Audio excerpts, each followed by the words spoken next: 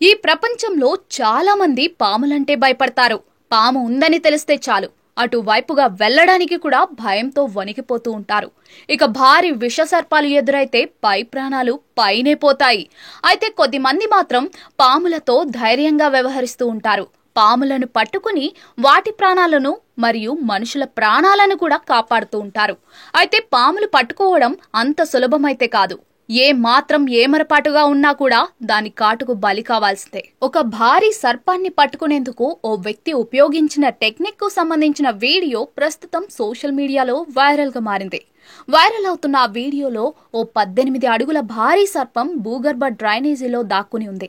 దానిని బయటకు తీసేందుకు పాములు పట్టే నిపుణులు వచ్చారు. అయితే ఆ పాము తల పైపులో ఇరుక్కుపోయింది. ఆ తలను సురక్షితంగా బయటకు తీశారు. తల బయటకు వచ్చిన మరుక్షణమే ఆ పాము ఆగ్రహంతో పడగ విప్పి అతడిపై దాడి చేసేందుకు ప్రయత్నించింది.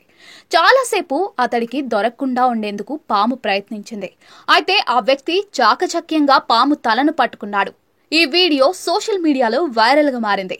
ఈ వీడియోను ఇప్పటి వరకు 30 లక్షల మంది వీక్షించారు. 11,000 మందికి పైగా ఈ వీడియోను లైక్ చేశారు.